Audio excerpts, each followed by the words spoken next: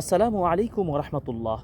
ইন্নাল হামদুলিল্লাহি ওয়াহদা ওয়াসসালাতু ওয়াসসালামু আলা রাসূলিল্লাহ ওয়া আলা আলিহি ওয়া সাহবিহি ওয়া মান ওয়ালা আম্মা বাদ। প্রশংসা জ্ঞাপন করছি আল্লাহ সুবহানাহু ওয়া তাআলার যে রব্বুল আলামিন আজকে আমাদেরকে সুস্থ রেখেছেন, আলহামদুলিল্লাহ। অতঃপর দরুদ ও সালাম বর্ষিত হোক আমাদের প্রিয় নবী আহমদ মুহাম্মদ মুস্তাফা সাল্লাল্লাহু আলাইহি ওয়াসাল্লামের প্রতি। দেশ ও প্রবাসের কাছে ও দূরের যে যেখানতে দেখছেন সকলকে আমরা অভিনন্দন জানিয়ে অত্যন্ত গুরুত্বপূর্ণ একটি বিষয় আপনাদের সাথে শেয়ার করতে চাই। সেটি হলো আর ৩ দিন পর শ্রেষ্ঠতম দিন ইয়াউমে আরাফার দিন। আলহামদুলিল্লাহ, ২০২৪ সালের জিলহজ মাসের সর্বশ্রেষ্ঠতম দিনগুলো আমরা অতিবাহিত করছি।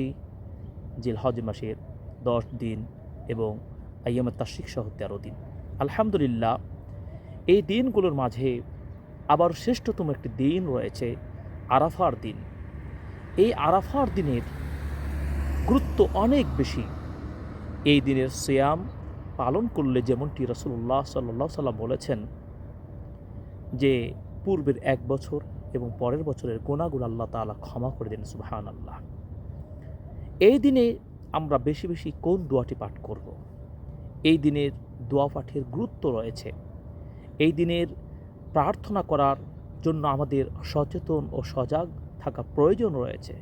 কেননা সহিহ মুসলিমের একটি হাদিস আপনাদেরকে স্মরণ করাতে চাই, যে হাদিসটি উম্মুল মুমিনিন আয়েশা রাদিয়াল্লাহু তাআলা আনহা বর্ণনা করে বলছেন, রাসূলুল্লাহ সাল্লাল্লাহু আলাইহি সাল্লাম বলছেন, মা মিন ইয়াউমিন আকসারা মিন আন ইউতিকাল্লাহু ফীহি আবদান মিনান নার মিন ইয়াউমি আরাফা। আরাফার দিনের চেয়ে আর কোনো দিন নেই যেখানে আল্লাহ তাআলা অধিক হারে তার বান্দাদেরকে জাহান্নাম থেকে মুক্তি দান করে থাকেন। সুবহানাল্লাহ। অর্থাৎ আরাফার দিনে আল্লাহ সুবহানাহু ওয়া তাআলা তার বান্দাদেরকে জাহান্নাম থেকে সবচেয়ে বেশি মুক্তি দিয়ে থাকেন। সুবহানাল্লাহ। অন্য কোনো দিনে এই সুযোগটা আল্লাহ এত বেশি দেন না, যেটা আরাফার দিনে আল্লাহ তাআলা বান্দাদেরকে তিনি দয়া করে তিনি জাহান্নাম থেকে মুক্তি দান করে থাকেন। সুবহানাল্লাহ।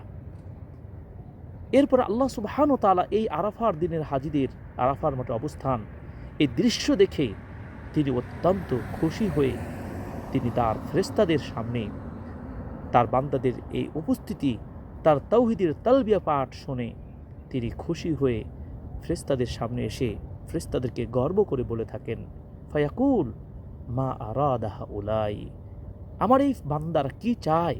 আল্লাহু আকবার। এই হাদিস সহিহ মুসলিমের 3179 নম্বর হাদিস। এই হাদিসের বক্তব্য থেকে বোঝা যায় যে বান্দা হাজিগণ এই আরাফার দিনে আরাফার মাঠে যা চাইবে আল্লাহ সুবহানাহু ওয়া তাআলা তা দিবেন ইনশাআল্লাহ। এখন প্রশ্ন হলো, যারা হজ্জের বাইরে রয়েছে তারা কি দোয়া করলে এই দোয়ার ফজিলা পাবে? উলামাদের মধ্যে ভিন্ন ভিন্ন মত থাকলেও অনেকে বলেছেন এটি শুধু হাজিদের জন্যই খাস। এটিও সত্য কথা। তবে এই দিনের গুরুত্ব যেহেতু রয়েছে, এই দিনে আরাফার দিনে আমরা যারা হজের বাইরে থাকব তারাও কিন্তু বেশি বেশি আল্লাহর নিকট দোয়া করব যে আল্লাহ সুবহানাহু ওয়া তাআলা বহু সংখ্যক জাহান্নামীকে মুক্তি দিতে পারেন। সেই আল্লাহ সুবহানাহু ওয়া তাআলা হুয়াল গাফুরুর রহিম, তিনি ক্ষমা করবেন। তার নিকট আমাদের প্রার্থনা করতে বাধা কোথায়? আমরা অবশ্যই এই দিন দোয়া কবুলের একটি গুরুত্বপূর্ণ একটা সময় দেই। অতএব আরাফার মাঠে যারা দোয়া করেন তারা যেমন আরাফার মাঠের বরকত, মাকান ও জামান, সময় ও স্থান দুটি তাদের জন্য মুওয়াফিক, সামঞ্জস্য, তারা অবশ্যই তো বেশি বেশি দোয়া করবেন। হাজিগণ তারা নিজেদের জন্য দোয়া করবেন, পরিবারের জন্য করবেন, দেশ উম্মার জন্য দোয়া করবেন। ঠিক আমরা যারা বাইরে রয়েছি তারাও আমরা সময়ের সাথে মিল রয়েছে, আরাফার দিনের সাথে মিল রয়েছে, আমরাও তো বেশি বেশি দোয়া করতে পারি। আমরাও সেই দিন যে দোয়াগুলো করব সেই অবশ্যই দোয়াগুলো জানতে হবে। তিরমিজি কিতাবের একটি গুরুত্বপূর্ণ একটি হাদিস বলবো, 3585 নম্বর হাদিস। রাসূলুল্লাহ সাল্লাল্লাহু আলাইহি সাল্লাম বলেছেন, আরাফার দিনের দোয়া হচ্ছে খায়রুদ দুআই দুআউ ইয়াউমি আরাফা। আরাফার দিনের দোয়া হচ্ছে সবচেয়ে শ্রেষ্ঠতম দোয়া। সুবহানাল্লাহ। ওয়া খায়রু মা কুলতু আনা ওয়ান নাবিয়্যুন, যেই দোয়াটি আমি এবং আমার পূর্বের নবীগণ এই দোয়াটি পাঠ করতেন। তাহলে জেনে নিই আমরা আরাফার দিনের শ্রেষ্ঠতম দোয়া কোনটি? নবীজি সাল্লাল্লাহু আলাইহি সাল্লাম বলছেন, সেই দোয়াটি আমি পড়ি, আমার পূর্বের নবীগণ পাঠ করতেন। সুবহানাল্লাহ। এমন একটি দোয়া, এই দোয়াটি আমরা মুখস্থ করি, এই দোয়াটির অর্থ উপলব্ধি করে বিনয়ের সাথে আমরা আল্লাহ সুবহানাহু ওয়া তাআলার নিকট আমরা এই দোয়াটি আরাফার দিনে বেশি বেশি পাঠ করব। লা ইলাহা ইল্লাল্লাহু ওয়াহদাহু লা শারীকা লাহু লাহুল মুলকু ওয়া লাহুল হামদু ওয়া হুয়া আলা কুল্লি শাইইন কাদির। আল্লাহু আকবার। কত চমৎকার এই দোয়াটি আরাফার দিন আমরা হাজিগণ পড়বেন, সাথে সাথে মুসলিম বিশ্বের প্রত্যেকটা নর নারী আমরা বেশি বেশি এই দোয়াটি পাঠ করার চেষ্টা করব। লা ইলাহা ইল্লাল্লাহু ওয়াহদাহু, আল্লাহ ছাড়া সত্য কোনো মাবুদ নেই, ওয়াহদাহু তিনি এক, আল্লাহু আকবার। লা শারীকা লাহ, তার সাথে কোনো শরিক নেই, তার সাথে কোনো অংশীদারিত্ব নেই। এই স্বীকৃতি আপনি বারবার দিচ্ছেন, লা ইলাহা ইল্লাল্লাহু ওয়াহদাহু, আল্লাহ ছাড়া সত্য কোনো ইলাহ নেই, তিনি এক ও একক, আল্লাহুস সামাদ। লা শারীকা লাহ, তার সাথে কোনো অংশীদারিত্ব নেই। লাহুল মুলকু, তারই সকল রাজত্ব ক্ষমতা, আল্লাহু আকবার। এভাবে আল্লাহ সুবহানাহু ওয়া তাআলার ঘোষণা বান্দা বারবার দিবে, লাহুল মুলকু ওয়া লাহুল হামদু, তার জন্য সকল প্রশংসা।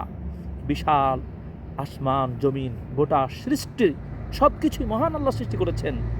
অতএব আল্লাহ সুবহানাহু ওয়া তাআলা তারই রাজত্ব, ওয়া লাহুল হামদ, এবং তার জন্যই প্রশংসা। ওহু আলা কুল্লি শাইইন কাদির, এবং মহান আল্লাহ তিনি সব কিছুতে তিনি ক্ষমতা রাখেন, সব কিছুর ক্ষমতার মালিক একমাত্র আল্লাহ সুবহানাহু ওয়া তাআলা। অতএব আল্লাহ সুবহানাহু ওয়া তাআলার এই তার পবিত্রতা, তার একত্ববাদ, তার জন্য প্রশংসা, এই স্বীকৃতি, এই দোয়া আরাফার দিনে সবচেয়ে শ্রেষ্ঠতম দোয়া, এই দোয়াটি নবী পড়তেন এবং তার পূর্বের নবী রাসূলগণও পাঠ করতেন। অতএব এই সুন্নাহ আমরা যেন ভুলে না যাই। আমরা সেই মৌসুম, হজ্জের মৌসুমে রয়েছি, আমরা সহজে এই দোয়াটি আমাদের অধিকাংশই মুসলিমের মুখস্থ রয়েছে।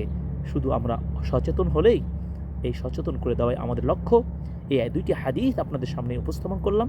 এই দুটি হাদিস অনুযায়ী আমরা আমল করার চেষ্টা করব। আল্লাহ সুবহানাহু ওয়া তাআলা আমাদের জীবনকে সহজ করুন। আল্লাহ সুবহানাহু ওয়া তাআলা আমাদের প্রার্থনা দোয়াগুলো কবুল করুন। আল্লাহ তাআলা আমাদের ঈমান এবং তাওহীদের উপরে অবিচল রাখুন।